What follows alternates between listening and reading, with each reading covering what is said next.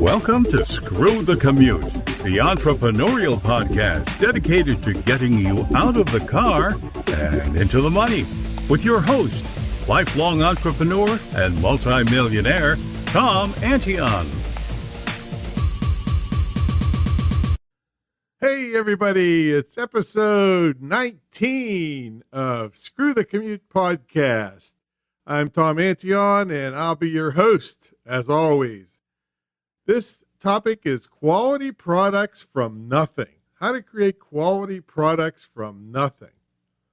When I say nothing, I don't mean shoddy. I just mean nothing. And you'll understand that here shortly.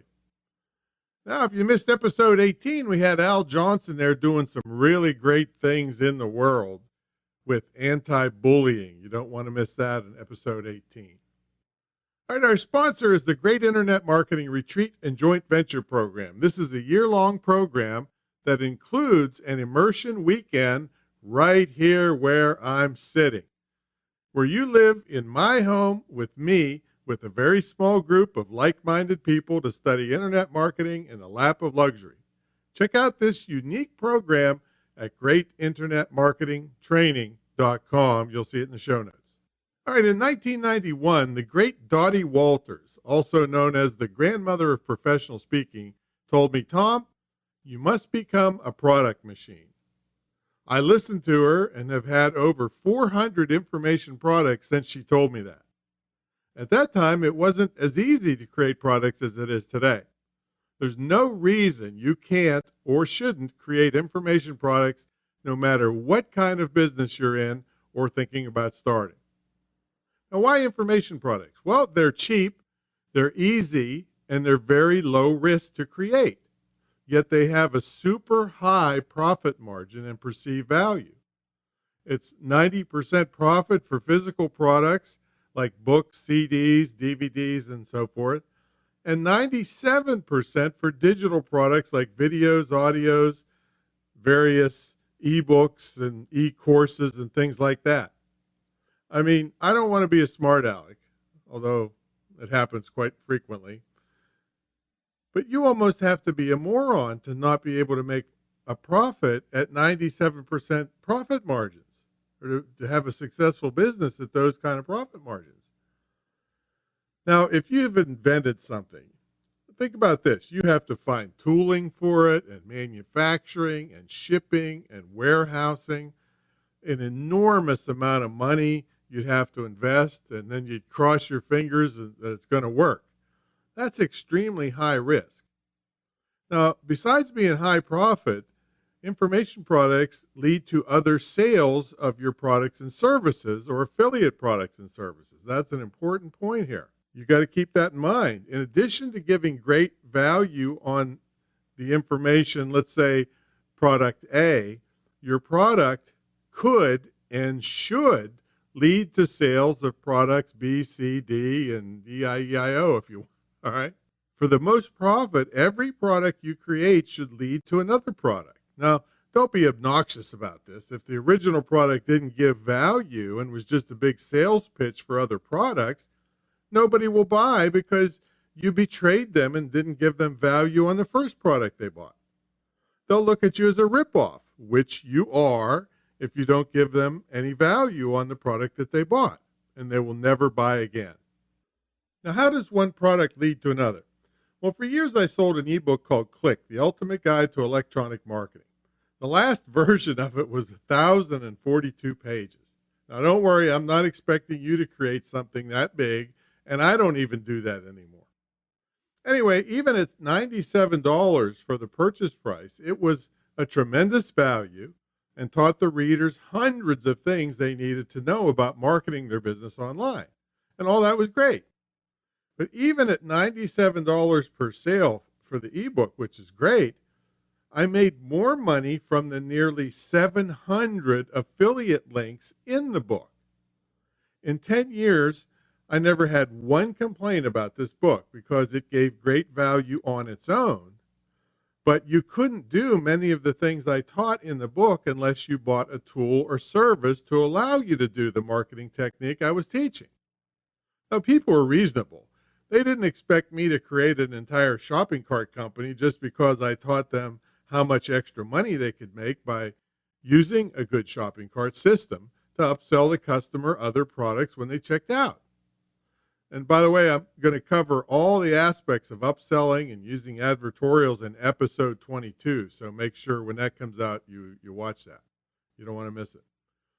And if you want to know all about good shopping cart systems, go back and listen to episode 10. We promote and use kickstartcart.com. The bottom line is each product should be great itself and also lead to sales of other products or services.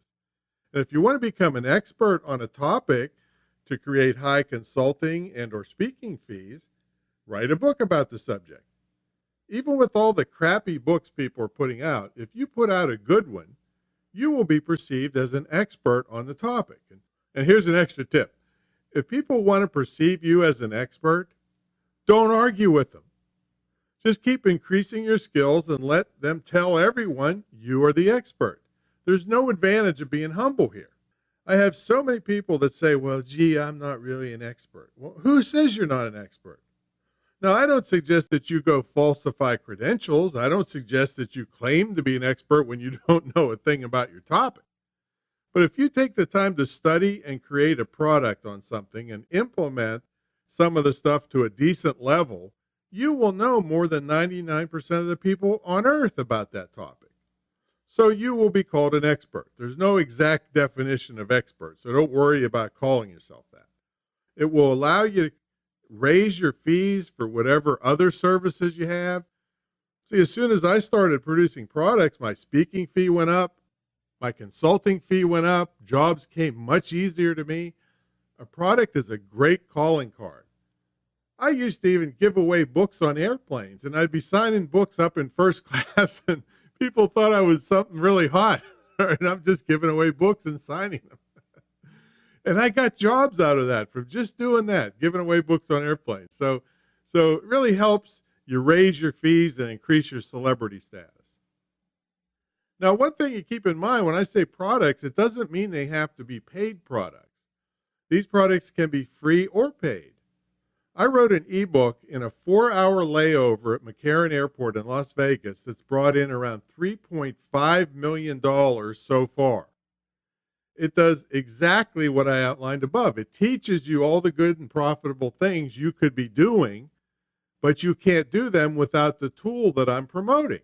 Now, you can get a copy of this ebook in the show notes. It's about shopping carts. Now, it doesn't have to be an ebook either to accomplish the same goal. I do a lot with screen capture video. You don't even see me on the video, so you can have a bad hair day if you want and still use this idea. In this case, I demonstrate a piece of software or online service that I like and I use, and I tell you the benefits of having it. If you buy it, you don't pay any extra, but I get an affiliate commission for recommending it to you. You can see many examples of this in my video gallery page at screwthecommute.com. All right, let's get into creating quality products out of nothing. One thing you can do is create more than one product at the same time. Let me tell you about the first time I did this topic as a teleclass years ago. I wanted to make the teleclass an example of the topic. So I had the video guy record me on video while I was doing the teleclass. This went on to be a product called The Anatomy of a Teleclass, where I taught people how to create teleclasses. So I got 2 products out of 1. It's like a happy hour discount. I'm figuring that even though this episode has the term out of nothing, I think when you get done with it, you'll say, well, there's a lot of something here coming out of all this nothing. Also, I don't want you to feel bad when you're done listening, because you couldn't possibly implement everything I'm going to tell you in the next 100 lifetimes. Just one of the resources that I'm going to give you will give you, I don't know, maybe 2,000 ideas for products. And of course, that's what this episode is about. Where you get ideas for products and what tools do you use? So just keep in mind, you can't possibly implement all these things. In fact, the hardest thing that you're going to have to do when I get done is you're going to have to figure out, well, what do I do first? Right? And that's going to be your biggest challenge, but we'll help you with that too. So I'm going to give you how to get product ideas. I'm going to teach you how to evaluate them, what research tools to use, and a whole bunch of other stuff. So here we go. Now I have a theory about working. I want to work, get paid, and paid some more. Some of you have seen me speak, and I do that on stage, and it's pretty impactful. I don't want to create something and then have to do it over again. That's what creating products is all about. You can sell them over and over and over and over and over again. And it creates really a great insurance policy for you and your family because you now own intellectual property that has value to it. So you can sell this if you're sick or if you want to go on vacation, and you can come home with more money than when you left. I mean, how many people can say that? This intellectual property allows you to take a body of knowledge and get paid for it over and over and over again. It's basically an asset to your business. You could actually sell the rights to these assets, to this intellectual property, for money.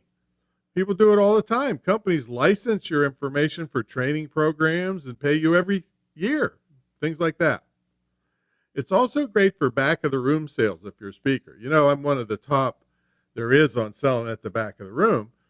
And most of you that have seen me know that I'm not any kind of hardcore, high pressure, obnoxious guy on stage. No, I'm more of I'm going to show you the value and have fun with you kind of speaker. I'm not going to go much into speaking stuff here. Now, in episode 007, I was 007 for a half hour. I did the top 10 ways to make money speaking, and I'll be doing future episodes on the topic. But I will say having products shows your depth of knowledge much better than a few-minute demo video. So products can and will lead towards more speaking engagements if you want them. Plus, the cash flow from products means you won't be desperate. You won't take every job in a Holiday Inn basement, which are normally low-fee events. You can hold out and only be seen at the better and higher fee events, which again increases your celebrity status because you have this cash flow from products coming in. See, there's no downside to having products. All right, now let's get to the nitty-gritty here. Getting ideas for products. Well, the first thing I want you to do is start with what you know how to do. That's your first place. That's the easiest thing because you already have it in your head what to put in the product. You don't have to rely on a lot of research. You don't have to rely on co-authors or other people, nothing. You can just sit right down and put down what you know. For me, it started out with public speaking stuff. See, my dad taught me many years ago, study really hard. Practice what you study and become excellent at it, and other people will notice. So that's what happened with my public speaking. See, I was coming out of the entertainment field, and I didn't know anything about hotel rooms and microphones and professional groups and all that stuff. This was in 1991. So I started studying. I have probably 200 books on public speaking. I took a consultation with Dottie Walters, who got me started in professional speaking, and I learned how to do it. I got pretty good at it, and then people started bugging me to teach them. I mean, I couldn't hardly get my own work done because I was helping the other speakers. So that's when I just started writing down all the things I do on stage.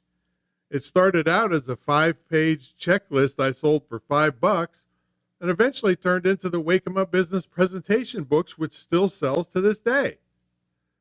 Now remember, we're in the section on stuff's already in your head, right? See, I already had done the research of how to be great on stage. I just wrote it down.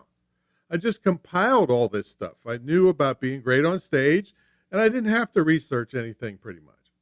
I mean, I had all those books that I had used for research, so I just put them in the bibliography to make the book look better. And I did use them tremendously when I was coming up through the ranks. But I didn't have to leave the house to write this awesome book on public speaking. The knowledge was in my head. Same thing happened to me when it came to selling on the internet. I never intended to become this big marketing guru. I just wanted to sell my own stuff. I ended up getting so good at it that the same thing happened. People started bugging me to teach them. That's when the Click ebook was born. That's when Butt Camp was born. Oh, and I better tell you about Butt Camp so they don't give me an explicit rating on this episode. By the way, a boot camp is a product. It's a type of product. But anyway, mine is Butt Camp. See, Butt Camp is one of the top 3 longest running internet seminars. See, I came from a comic background, and I'm never going to do what everyone else is doing, like have a boot camp. I thought, I'm sitting here on my rear end making all this money. I'll call it Butt Camp. It caught on, and I've done them in 11 countries, except in England for decorum purposes. They made me call it Bum Camp. So first thing is, look internally. What do you know how to do? And tell other people how to do it. And here's the trap many people fall into. If you've been doing something for a long time, you might think, well, gee, everyone knows how to do that. No, they don't. You probably have expert knowledge about something, even if it's a hobby thing, that someone else would love to know how to do, and they'll pay you for it. What I do is, if I'm creating a product on something that I know about, is I collect every piece of information that I can think of, and I start collecting it in a computer file. And I'm going to give you my complete method on this a little later. So just know that it's not that hard to do. So that's what I did on internet marketing. And then you may not know, but my dad died in the year 2000, and I got the inspiration of doing a eulogy for him. The only one I ever did in my life, I might add. But it inspired a eulogy ebook, which sold more than $40,000 a year for 9 years straight. All I had to do was put my dad's eulogy in there as a bonus, and then I hired a freelancer. I'm going to do a whole section later on outsourcing, by the way, later in this episode. But you could get other people to do this for you. But that was a part of me because it was my dad's eulogy, so it was part of in my head. But the whole way to write a eulogy was not in my head. It just happened. But we made a great business out of that eulogy book for a long time. See, your interests and hobbies are the next thing that I want you to look at. What do you like to do? Do you like to play golf? Do you play tennis? Do you have pets? I mean, things like that. Do you play pool? All of those things. These are niche, or if you're fancy, niche groups that would pay money for your product about it. And if you already do it, then you don't have to go too far to research to create a product about it. I'll tell you one right now. I don't know how proud I am of this one, but I created a tennis video. See, I have the dubious distinction of being the largest person ever to create and star in a tennis training video. All right? You can see the trailer, and it's funny, and get some samples of the DVD at fatsotennis.com. We'll have it in the show notes. fatsotennis.com. The DVD is named Winning Tennis for the Overweight and Hopelessly Out of Shape. So nobody has done this. And again, I'm going to be the biggest guy ever to have done this. It's all the tricks that I use so that I don't have to run, and the other guy has to run more, so he sucks air before I do, and I win. So that's something that's coming out of my own hobby. And it also makes my hobby tax deductible, which I'll do that in a different episode about making your hobbies tax deductible. But you might say, well, gee, Tom, I like golf, but there's so many things on golf out there, and I'm no professional about it. Why would anybody buy my thing? Well, here's one thing I want you to get indelibly etched in your head. People that are fanatic about something buy every possible thing they can find on that topic. Now, many of you are going to make the wise decision, this is totally self-serving here, to join my mentor program and come to my house. And I know you're going to want to because I'm such a nice guy. But you're going to see I have this one table, and the top of my TV are just full of tennis books and DVDs, videotapes, every possible thing ever made on tennis. I own it, including ball machines and rackets and everything else. And whatever comes out in the future, I'm going to buy it too because I'm a fanatic about tennis. Well, here's the tennis tip to help make my point. When you hit an approach shot, you should hit it down the line as opposed to cross court. This is because you don't have to run as far to the net to cover the potential ways the other guy could hit it back. Now, I've read that tip in every single tennis book I've ever had my whole life. Guess what? The next tennis book that says I'm going to hit the approach shot down the line, I'm still going to buy it because I'm a nut about tennis. So don't worry that somebody has already said something about your topic.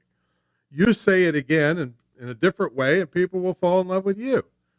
You'll sell your fair share of your product. And just don't plagiarize or copy exactly from other people.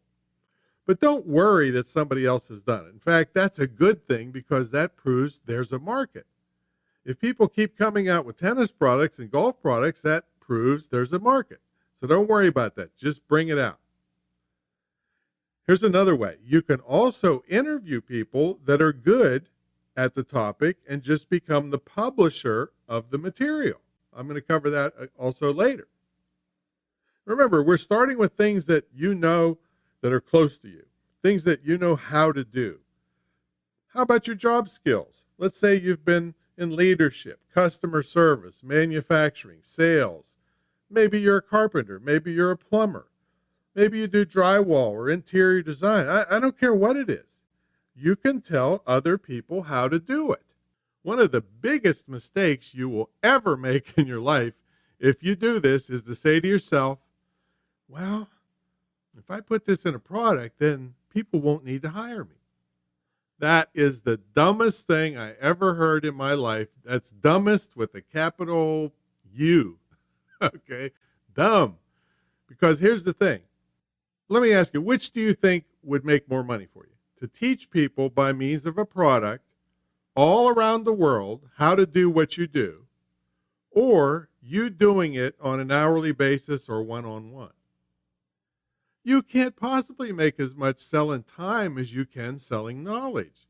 So don't be afraid to make how-to products on whatever you know how to do. And it's a safer business to be in because now you have intellectual property that will sell when you're not there. Or if you get sick, or if you go on vacation, or life gets in the way in some other way, you still have money coming in. And guess what? Here's another thing that ought to push you over the edge to do this. Most people will never lift a finger to compete with you or even do what you told them. All right? They call it shelf help. They'll buy it and they'll put it on the shelf. That's not your fault as long as you put out good products. If they don't use it, not your fault. So don't be afraid to teach what you know. I had a jeweler as a student years ago. He was really good and efficient fixing rings and watches and bracelets and all that stuff. He started making videos teaching his techniques to other jewelers. And I can't remember if he charged per view, like pay-per-view, or had a membership site. But anyway, he had lots of jewelers giving him money because it saved them time and made them better jewelers, which made them more money. So he made money both ways. And which position would you rather be in? Selling knowledge to people around the world or doing one-on-one hourly work? Guess what? If you really love your work, you can do both. Now, to do this, I want you to put in really great detail in your products. I mean, things that you forgot 20 years ago, people would kill to know about. So don't hold back. When I'm creating a product, one of the things I do is carry a digital recorder. Now it's usually my smartphone. Because you can't just sit down and think of everything you know about a topic. So as you're going through your daily activities, you'll think of things that should go in your product. And as soon as I get an idea, I pick up my smartphone and I record the idea. Not the whole idea, just something to remind me of it. Then at the end of each day, I type up the idea in my computer. Then when I get enough ideas in there, over about a week or so, I start organizing them. And boom, I've got an outline for the product. And if it's a book, I've got the chapter headings. So that's how I do it. Then I just start filling in the sections with as much detail as I can think of. Then a little smoothing out, and I've got a variety of products to sell because I put the information out in different formats too. Audio, video, written, etc. So now we just talked about hobbies and your interests and professions. Now let's jump to people close to you. Not you, people close to you. Let's look a little bit further around outside of your field of expertise. Do you have friends, neighbors, or relatives that are good at something or into a particular sport or field or hobby? I remember one student of mine had a sister who was into scrapbooking. And she does these scrapbooking parties and makes extra money on the side. I mean, I don't know how much, maybe $1,000 a month doing scrapbooking parties at people's homes. It's like the Tupperware parties. Well, I don't really get into scrapbooking stuff. I don't really get it, but it doesn't matter if I get it or not. What matters are other people that do and give you money for this. So she's making a deal with her sister. She's going to create the information product on how to do home parties around scrapbooking and split the deal with her sister, who's given her all the information, because the one sister didn't know how to do it. The other sister's been doing it. So they collaborated on this. And so she's making a little side business out of somebody else's business that's close to her. Now, here's an example from me. There's a guy named Steve Hart down in Florida. He's been a professional magician for many years, and he's a friend of mine through the National Speakers Association. And I do some magic in my speaking, but certainly not professional level. I just don't get into it that much. So I called him and I said, hey, Steve, why don't you come up here? We'll make a product together and we'll create it. I'll videotape it. I'll edit it. I'll package it. I'll do all the things necessary that I'm good at. But you do all the magic tricks and all the professional level stuff that they don't see everywhere else. And we'll have a joint copyright. So you can sell it with no royalties to me, and I can sell it with no royalties to you. That's a beautiful kind of deal you can make with somebody. You bring two different expertise together and create products that both of you can sell. If you want to check out that magic product that we made, it's called Magic for Speakers. That's the number 4.com. We'll have it in the show notes. Who else is around you that might be able to make a deal with you? You've got your friends, your neighbors. I know this one guy, he was a master rebuilder of carburetors for racing cars, and he did them one at a time. Now, he's the perfect guy to make a deal with. And I think someone did. I mean, he'd spend weeks on one carburetor. You could go in there and do a DVD on how to rebuild a racing carburetor. You could sell that all around the world, and for probably pretty good money, too. So if you locate a guy like that, just make a deal with them. They're never going to do it themselves. They spend 2 weeks working on one carburetor. So where do you find people like this? You could ask your existing customers or survey your database. Where do you think I get all the ideas for my products? Here's the exact way, right? I get questions that are structured like this. Hey, Tom, how do you do? And then you fill in the blank, X, Y, Z, all right? So with my big database of people, they're asking me stuff all the time. If enough of them ask the same question, boom, there's a product. So they're telling me what they don't understand. And I can create a product about it anytime I want because they're giving me the information of what they want. So ask your database if you have one, or many people you know, what problems they're having in a particular field, and you solve the problem in the form of a product.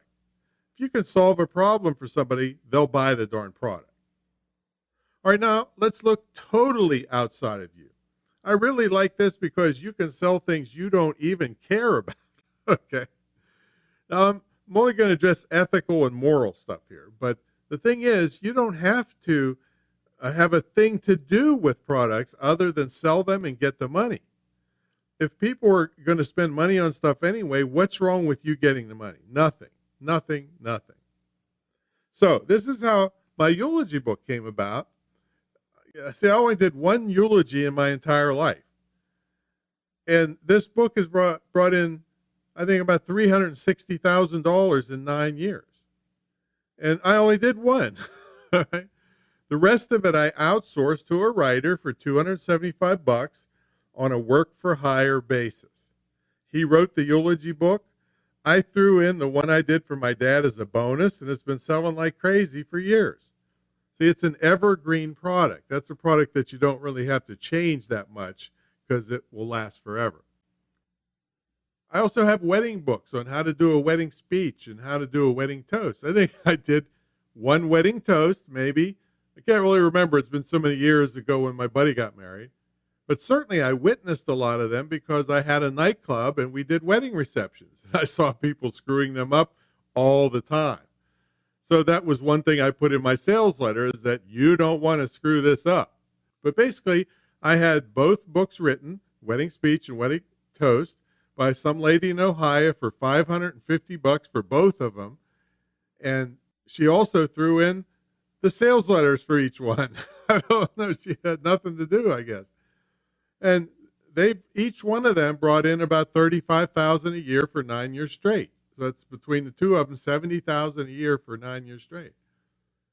Now, before you develop a product, it's a good idea to find out if there's a market or not. We do this by using keyword tools to search out how many people per month are looking for a certain thing online and how many different ways are they searching for that particular item. Now, you really need to know a lot about keywords and keyword research because that's the basis of pretty much all success online. Now, you'd want to go back to episode number 1, which is all about, other than my introductions, all about keywords and keyword phrases. So you really need to know that. That's one of the biggest mistakes people make online is not knowing all the keywords. And there's sometimes thousands of them, not a couple for your product. The tool we currently use is the Google Keyword Planner. And I guarantee you're going to be floored when you see some of the results this tool gives you. Things that you thought you knew, but you really didn't. Now, if you don't get good results about your product or service from this tool, you're going to have a hard time selling it online. Now, when I do get an idea, then I check it in the Google Keyword Planner to see if there's identifiable words that people were typing and looking for such a thing. And if I can't find any, then I probably don't proceed with the product unless I have some offline way to sell it. Because online, if they're not looking for it, you've got a big uphill battle to try to sell it. So that's one of your determinants on whether you should move forward on a product is there traffic on the keywords around your product? And you better think twice about actually doing it if there aren't. So that's how we check the interest online. Now, the next thing I'm going to tell you is going to open up the world for you. This is the way that you can sell any kind of product on earth. And I call it becoming a dumb interviewer. Now, what does that mean? Well, that means if you interview somebody on a topic, most of the time people love to see their name in lights. They love that you're thinking they're an expert and they'll let you interview them and then you can make a product out of it.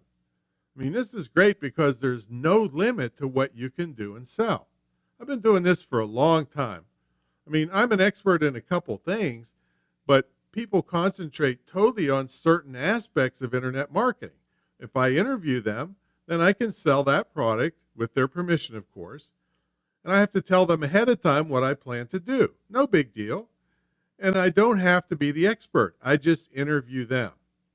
I'm going to give you an example of how this might work. And I guarantee you I'm not going to do this project, but I also guarantee you could, or any one of you could, if you felt like it. So I was sitting in first class coming back from, I think it was LA or somewhere, and I'm sitting next to a guy, he's about as old as me, but in the seat pocket in front of him, there were 3 different magazines on go-karts. I mean, really souped up fancy go-karts, probably cost as much as your car. And I was sitting there thinking to myself, there's a niche market. I asked the guy about the go-karts, and boy, he lit up. Yeah, my boys and I race them. I asked him how much they cost. He said, oh, you can't get a piece of junk for less than $10,000. Oh, $10,000, are you kidding me? And that his cost about $30,000 a piece. I almost fell out of the airplane seat. If it wasn't for the seatbelt, I probably would have. With the go-karts, a trailer, a monster truck to haul them, extra engines, tires, etc., he had several $100,000 tied up in go-karts. So here's what I'm going to suggest to you now. Let's say I wanted to write a book called How to Buy Your First Racing Go-Kart. I would go to Google and type in go-kart discussion or go-kart forum. This is discussions and forums where people are talking about certain topics. So in this case, I'm looking for ones about go-karts. And you might spell go-karts with a C sometimes and a K the other times to get the best results. I would go to one of these discussion boards and watch for the most prolific posters. In other words, the people that talk about it the most. And then I would contact them and ask if I could interview them for my book. How many do you think would turn me down? I mean, all they do is talk about go-karts all day long, right? How much would they charge for the interview? Again, for free. They're crazy about this topic. They wouldn't charge you. Who do you think would help spread the word on the book when it's finished? All right, they're going to be bragging to everybody that they're in a book about go-karts. All right, here's the good question. Who gets all the money? You do. See? You're a publisher in that case, but you don't have to pay royalties to a bunch of authors. Now, I guarantee I'd be buried in racing go-kart information within 3 days if I did this, that I could compile, give it to a freelancer, put it all together, and anybody out there could do this. You'd have a book on how to buy this, how to buy that, how to build your first XYZ, how to build a boat, how to build, I mean, any of these how-tos sells way easier than anything else. But you just ask people that have done it and interview them and compile the idea. This is a great idea. Anybody could do this with no experience and no interest in go-karts at all. So don't tell me you don't know what to sell. There's loads of stuff. There's tens of thousands of things to sell, and I'm going to tell you in a minute how to find them. I mean, they're right really in front of you on your computer.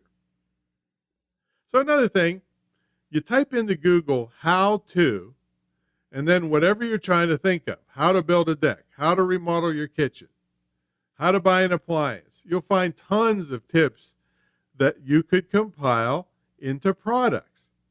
So type that into Google, like how to, and all you do is compile the tips from all the different places, put them in your own words, and you've got a product that somebody would buy. And you'd say, well, Tom, why would people buy such a thing if this stuff is for free already? Because they're lazy. That's why. And they want it all in one place. They want it now. So you compile all this stuff, put it in your own words, and boom, you have a product someone will pay for. So you really have no excuse when it comes to writing an ebook product and giving it a try. I mean, what the heck? I mean, I have 17 ebooks.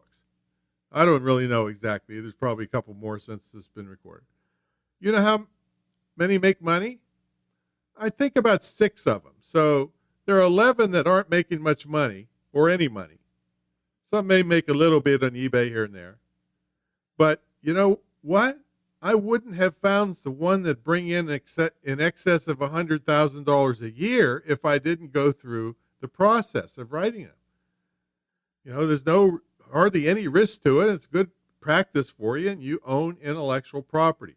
Even some of the ones that don't sell make great bonuses for my other products, and people buy the other products to get the bonuses in some cases. So what I like about this is that they're low risk. All right, now let's get into some research tools. This is where you're going to just get bowled over with ideas. First is eBay. And here's what you do. You go to eBay. Then either across the top or on the side of eBay's homepage, there's categories. There might be a drop-down menu that says shop by category. Right there alone, just looking at the main categories would give you product ideas. If you go to the bottom of the list, it says something like see all categories. Oh my God. Then it expands into some enormous, humongous number of categories, all of which have subcategories. This is the place where you can come up with thousands of product ideas. Now, let's say my mother collected depression glass. And you know why we're going to say that? Because she did. And she's gone, and I am in charge of it now. It's all packed up carefully in boxes and storage, and it's not a lot of trouble. You know, she collected it. It's worth a lot of money, and we're happy about that. But the lady that made the big money was the one that wrote the book about collectible depression glass, all right? She sold it like crazy with no storage, no breakage, no theft, nothing, all right? So even if it's something that you don't care about, you could write a book, interview people on it. And you could go right back to eBay to sell the book if you felt like it, or make a website and sell it off of there. Sell it at flea markets if you want to. I don't care. In fact, we used to have, here's just a side note, my family had a big area where they flea market every Saturday. My dad would fall asleep at his table. He's 90 years old, and, you know, small town, everybody would just throw the money on the table because they didn't want to wake him up. So now you see that eBay can be a huge source of ideas. And if I just shut up right now, you couldn't in the next year get through all the categories and subcategories and potential products that are for sale on eBay. All right, so here's a trick on eBay. A lot of people don't know this. It's called advanced search. When you go to eBay, you see a little thing that says advanced search, and you go in there and there's a checkbox that says completed listings only, and then you search for anything you're interested in. Well, the advanced search, if that checkbox is checked, search only brings up all the auctions in the past 90 days that were about that particular topic. And not only that, it tells you if they sold, and if so, how much they sold for. So this tells you on certain things are selling or not selling, and how much they're selling for. If the price is red, that means it didn't sell. If it's green, it means it sold. And that's how much it sold for. So you can get the real actual figures of what's selling and what isn't on eBay just by going to the advanced search, and it goes back 90 days. Now, if you're trying to do something seasonal like Christmas stuff, well, that would be kind of dumb to do it in the middle of the summer because very little of what is selling in the middle of the summer for Christmas. But for the most part, I don't like seasonal stuff anyway, and I'm going to talk about that a little later. I want stuff that's going to sell all year round. Another side note is I knew a single mom friend of mine. I won't mention her name on this one, but she's out of California, and she would take between $80 and $100 every morning and go to yard sales. And she had a good eye, and she would find stuff, and then she would go on her cell phone or laptop and see what it was selling for on eBay. And that's the only way she would buy it if it was selling for way more than what she'd pay at the yard sale. And then she would buy it. She was clearing $700 to $1,000 profit a week with one day going to yard sales and the rest of the time just listing the products and putting them for sale on eBay when she already knew they were going to sell and how much they'd sell for. So that's just a little sidebar on eBay. All right, the next thing is a website called ezinearticles.com. Now, even though article marketing has fallen out of favor with Google, blog post marketing is alive and well, and there's really very little difference. But when you go to ezinearticles.com, you can put in any kind of topic that you want, scuba diving or whatever, and bring up all the articles on that topic. Now, beneath each article, it shows you how many times that article has been downloaded, which gives you a little bit of an idea of how popular that topic is. Now, it also depends somewhat on the skill of the writer in promoting the article, but it does give you a feel. It's just another research tool. Now, once you have an idea of what you might want to sell, the next good place to stop is clickbank.com, clickbank.com. Once you get there, you pretend like you're wanting to buy something, and then you scroll down to the list of categories. You can pick whatever category you want. You can look at all the different ones they have, health and beauty and sports, fitness, and anything you can imagine. But when you click on the category, you see a list of products, and you can sort them by the most popular, which will also give you more ideas of the most popular topic ideas. Now, if there's something you like there, you might want to sell it as an affiliate. It's already a done product, and you get an affiliate commission. Or you can create your own product, and you could come back to ClickBank to sell it. They have thousands of affiliates that are really good at selling stuff. So that's a place where you can sell your product if you can get the affiliates there interested in your product, because there's a lot of competition there. So that's not a fall off the log kind of thing. Now, another place similar to ClickBank is JVZoo, JV and then ZOO or ZOO. And that's another place, same thing. You look at the categories, get all kinds of product ideas. These are both great resources to either find the products to sell or for you to get ideas to create your own products. And if you play your cards right, you can sell them through those places. All right, the next two are somewhat similar. They're kind of funny. Dummies.com, that's spelled Dummies.com. And the one after that is the Complete Idiot Guides site, and it's penguinrandomhouse.com with a bunch of other stuff. We'll have it in the show notes for you. And these are the people that make the Complete Idiots Guides. And, of course, dummies.com makes the Dummies book. Well, you couldn't ask for a better resource for niche markets. I mean, they have Dummies books and these Complete Idiots Guides on all kinds of stuff. And in this case, you're getting the advantage of their research, saying that there's a big enough market that we would bother to pay an author and to write a book on that topic. And they have hundreds and hundreds of them. And again, you'll say, well, if it's already a Dummies book, why would I create a product on that thing? Well, like I told you before, people will buy everything on a topic. People will love to hear your particular spin on things. You know, I do a tennis thing. People are going to buy it just to see how ornery I am to do such a thing. You know, they'll buy it. They'll give it as gifts. So both the dummies.com and the Complete Idiots Guides are all great resources. The next is Amazon.com. Now, what I don't want you to do is go to the Amazon bestsellers list as your determinant for a product. This is a mistake. I want you to look at the bestsellers list, but I want you to be very careful because there's things on the bestsellers list that there ain't no way in hell you're going to make any money if you try to emulate them. See, they have all kinds of bizarre things that some author had more money than brains, mortgaged his house or her house, and he did all the tricks to put themselves up at the top there, and they're probably going to be broke or go broke. So it's an artificial bestsellers list in most cases. So I highly recommend you don't emulate most of the things on the bestsellers list. But what I want you to do at Amazon is when you get an idea from one of these other sources, I do want you to go to Amazon and search for it in the books division and see what titles come up and how many titles come up. What are the titles? Are they catchy? What do the book covers look like? So you can always go to each book at Amazon and also see how well it's selling. You go down the bottom, and the lower number, the better. So if it's 87 million, that's bad. All right. If it's the number 5 bestseller, that's great. See, so the lower the number, the better. Another thing is visit a large bookstore, if there's any left, that is, or magazine stand and look for niche magazines. And even Walmart and even the grocery store I go to still has magazines there.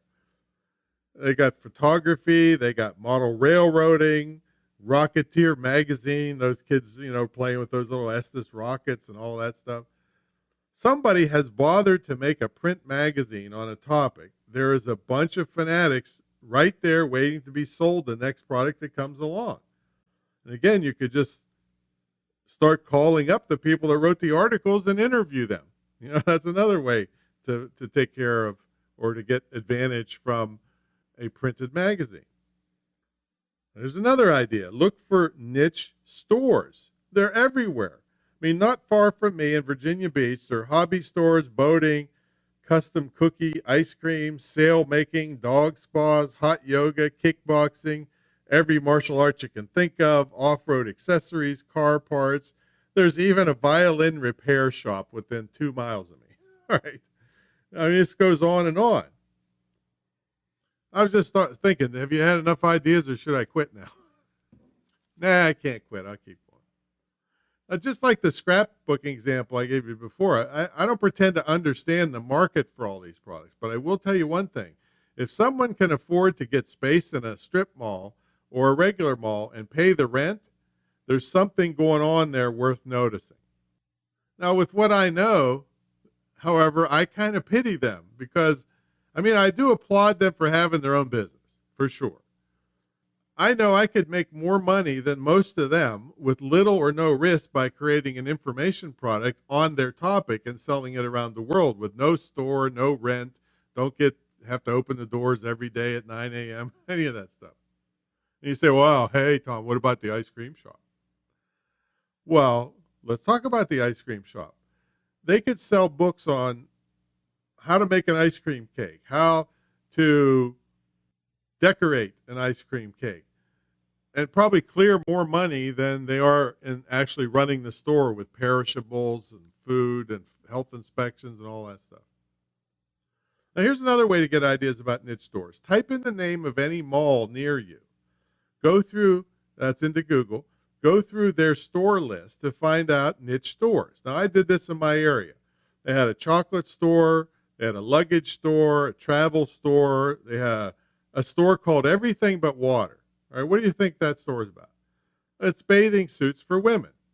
And they go as far as helping women with mastectomies. And so it's a niche store, but it's only for women, bathing suits just for women.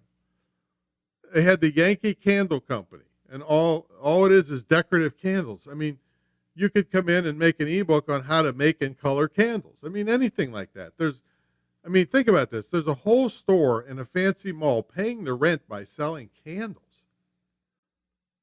Now, there's another store, the Finish Line. It's 1,300 different kinds of tennis shoes. I wouldn't want that kind of hassle on my head, but you could write the ultimate guide to buying sports shoes. You know, all the runners. There's Runner's World magazine. There's people who are fanatic about running. They got to have good shoes, or they can't run 26 miles with crappy shoes, right, for a marathon. If people want to run 5Ks and 10Ks, they'd buy information on this. So let's see what else I got here. Here's one that just floored me. I didn't even know what this was. I didn't know whether it was a kid's item or what. It was a store called Sanrio. And here's the description. It's your one-stop shop for all your Hello Kitty needs. And I'm like, what the heck? What is Hello Kitty? I had no idea. And my friend Starley Murray is all into Hello Kitty, and she's trying to explain to me what it is that I don't get it. What do you mean? How can I have needs for Hello Kitty? And she says, well, I do. And she finally gave up trying to explain to me what it was. So I went to the store, and oh my God, it was Hello Kitty is what it was. But none of that I cared about. What I cared about is they sold a couple $2 billion of Hello Kitty stuff around the world, including licensing fees. A lot of it they didn't even produce. Sanrio didn't even produce. They just sold the name Hello Kitty. So again, just because you're clueless about something doesn't mean it's not a great market. GameStop, as the gaming software, it's also in the mall. They sell books on hacks to be able to win the games better. Hobby stores. Look at all the major hobbies. There's one thing you see them in malls, sometimes strip malls, but major hobbies is a great thing. Products about golf, tennis, NASCAR. Now, you could do on how to attend a racing event. Now, I know one time I made the mistake of flying into Charlotte and trying to drive through Charlotte on race day. That was a mistake. Charlotte Motor Speedway, there was RVs as far as the eye could see. I mean, it was 170,000 people all nuts about NASCAR. So there's a potential product. Now, I'm not sure I'm pretty sure you can't use the word NASCAR, but all you have to do is allude to it by saying how to attend a big racing event and how to get autographs from the drivers or whatever. And to do that, you just go to an event and start interviewing people in the crowd. And they'll tell you everything you need to know because they're crazy and fanatic about that. See? You got cats, dogs, different breeds of dogs, beer, pool, model airplanes, photography, baseball cards, Elvis, archery, cheerleading, modeling. I mean, I could just go on and on and on about the potential things that are niche groups that would buy your product. They're going to buy every possible thing they can find on their topic. All right, let's go to some stores not in malls. Army surplus stores, camping stores, luggage repair, sign shops, police supply. I mean, just look around. Drive through your city and look at a lot of the little niche stores that are in it and see if there's an information product that could be created around it. All right, the next major idea is public domain. We're done with the stores. Some information products are now free to you because they've run out of copyright, and they can give you great ideas for products, or you can actually take it and make it your own. There's a guy I know that sells wrestling course, and he makes a couple $1 million a year, and it's a 100-year-old course that he got out of public domain, and he made videos to match it and all this stuff. Public domain stuff can be found at the Gutenberg Project at gutenberg.org. GUTENBERG.org. It'll be in the show notes. It's all public domain stuff. You can just grab stuff and do what you want with it. They'll tell you what you're allowed and what you aren't allowed to do. Here's another one, private label products. These are companies that sell you complete book products that you can either customize or sell as is and keep all the money. I suggest you buy it and add to it and customize it and make it your own. And many times they include a sales letter with the product. So just make sure you read the license carefully to see what you can do with the product. This is a super fast way to get a product, and these products don't cost much either. I mean, sometimes $5, $10, $15 just for the rights. Just type in PLR, that's private label rights, and you'll again find thousands of ones that are ready for you to buy like today. All right, now here's one that I really don't like so much because it has to do with fads and hot trends and seasonal topics. Because remember, I like to work, get paid. So if it's a fad, then it's going to go away. I'm not going to get paid anymore. And that product's not going to be good anymore. But if you can make enough money in the short run on your fad, it's okay with me, but I don't particularly like it. But if you want to pursue fads and hot trends, just watch your entertainment news. They'll tell you the people, I hate to admit it, but I had a Jessica Simpson blog a long time ago. All right. And it did okay, but it quickly faded away. So like I said, I really don't like this idea that much, but if you want to pursue it, it's sure a lot of fun if you like that stuff. Let's say you do everything I talked about in this episode, which would be kind of impossible, but let's say you did. Now you need to decide on what product to create. So here's some questions I ask myself before I develop a product. Is it a topic an adult would pay for? This is where you have to think a little. Heck, I could go to Google keyword and type in MP3 files, which is downloadable audio files, similar to what you're listening to.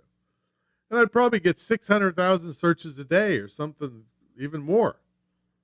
Well, guess what? Those are all kids stealing the files. So this is probably not the best topic to have because it wouldn't be an adult that would pull their wallet out to buy something. So ask that question first. Now, if you want to make the most money from your product, I mean big money, ask yourself, is there a back end to the product? In other words, does the product lend itself to leading to other more profitable products? Also, can I put the product out in different formats to have more chances to sell it? See, different formats are important because some people like to watch, some like to listen, and some like to read. It's all the same stuff, different formats. But the person that likes to read is not going to buy your video and vice versa. Are there other things that I could sell if I build up a database? Let's say people buying NASCAR stuff. Could I get people to attend a seminar about NASCAR? Well, I don't know about that. I don't think so, unless you could get some of the drivers there, but that would be risky and a lot of money. Can I do a speech based on NASCAR or the principle of racing? That's more viable. Could I get people that buy the first product into a coaching program? Would they attend teleclasses or webinars about the topic? Could you have retreats or coaching programs or mentor programs on the topic? So if you're interested in making the biggest possible amount of money from the product, you would want to consider all of those things before you made the decision on what product to create. Maybe your decision of what product to create has to do with your field of expertise so that you become a bigger and bigger expert or celebrity on that topic. Then outside of the money aspect, you need to ask yourself, is the topic enjoyable for you? If you're really going to get ingrained in it, you might as well enjoy it. Is it fun? Now, some of these, who cares if it's fun? Like, I hate golf, but I had golf sites for years that brought in money. I didn't have to talk to anybody about golf. I don't answer any questions. There's no way to contact me. It was just a bunch of articles about golf. And if people click on the links, I get a little money out of it. So that's something that, who cares if you like the topic or not, as long as it's ethical and moral. Now, another question you might want to ask yourself is, does the product have consumables, or is the product a consumable? I have a friend from Atlanta. He's one of the biggest experts in the world in the automotive industry. So he teaches car dealers how to really sell it to you for as much money as possible. But I'll say that nicely because I would never want to buy a car from somebody he's trained in a million years. You just can't win. But the thing is he teaches the dealers by using a special form that they use, and it's copyrighted, and they have to buy it from him. So once he trains them and they're using this system and they're making a lot of money, selling a lot of extra cars, they're not going to fool around and try to cheat him out of form sales. So they buy his forms by the case. So ask yourself if what you're doing is something that's consumable or leads to some type of ongoing or residual income. Okay, now let's talk a little bit about outsourcing, and then I'll talk about protecting your work, and then we'll pack it in. How are you going to get this done if, let's say, you're totally clueless? You don't have a website, you never even made a product, you never recorded anything in your life. How are you going to do this? This is the subliminal part of the program. If you can actually hear this, it means your subconscious mind is telling you you must join Tom Antion's school or mentor program or both. If you cannot hear this, it means you really need help and must join Tom Antion's school or mentor program or both. Now, back to the regular programming. If you're joining a program like mine, and even if you are, it's nice to have inexpensive labor to implement things for you. I highly recommend you listen to the webinar on outsourcing to the Philippines for $1.70 an hour.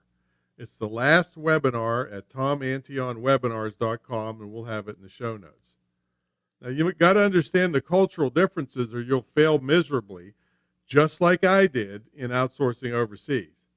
This webinar explains what you need to know. Now, here's several places you can get outsourcers on a freelance basis. Now, formerly called Elance, it's like freelance, but Elance, is now Upwork, UPWORK. All this stuff will be in the show notes. This is where you bid on help. Now, what I've noticed over the years is that it's become so well known that a lot of prices have gone a little too high for us. And one of my students today said he got a bid for $900 for an ebook, and that was the lowest bid on Elance, or Upwork. And he found another lady that did a beautiful job for $200 off of Craigslist. Okay, so, and now we'll talk about Craigslist. Everybody that works for me right now is off of Craigslist, and I'll probably do a how to hire off of Craigslist episode in the future. It's really a wonderful thing. It's localized. Just don't get in trouble by trying to post the same ad in a bunch of different places. That'll get you in trouble, get you kicked off. One tip I will give you on Craigslist is, let's say you live in an area that's kind of ritzy. There's not much unemployment. There's a lot of rich kids that don't care about anything, and they would never get their fingers dirty working for you. That's okay. Go to a Craigslist in a more depressed area and put an ad in, because most of this stuff is done by distance anyway. You don't even have to meet them or hardly know their name in this business to outsource and get great work done. So go to an area that's depressed and there's more unemployment. There's more people desperate for work, and give them some freelance work. They're still just as qualified and probably better qualified than the little brats in the ritzy areas. So that's a great trick for Craigslist, to find people that'll do stuff at reasonable prices. Now, there's another place called freelancer.com. And there's a lot of people there that'll do stuff for you, including software development. I don't get into that at all. That's just too much trouble. So freelancer.com. There's another place that you can go, writers-editors.com. Now, I found this a little bit snooty. Kind of frustrated writers that never made it big, but they don't want to work cheap either. So you might find some folks that are decent to work with. Fiverr.com, that's Fiverr.com, is also a great place to get all kinds of things, book covers, and just about anything you can imagine. It's fun just going over and look at all the stuff that's there. So these are all great places you can outsource, where you wouldn't really have to lift a finger other than research into the topic and get somebody else to make these into products for you. So that's what I got for you. Like I said, if you do even a fraction of what you just heard, and you'd have more product ideas than you know what to do with. And by the time you got done looking at all the potential product ideas, it might be time to get down to where you just flip a coin to pick one. But I encourage you to become a product machine like Dottie Walters taught me how to do in 1991, and I'm sure you'll reap the benefits. And of course, I always want you to come study with me at the Retreat Center. Check out the video and the downloadable learning brochure at greatinternetmarketingtraining.com. So this has been episode 19. Make sure you check out episode 20 with Carol Amato. She is a prolific writer. She's going to give you lots of tips about making books that really promote your business. Remember to check out the show notes at screwthecommute.com. Please subscribe, give us a review, and get out there and make some products. I'll catch y'all later.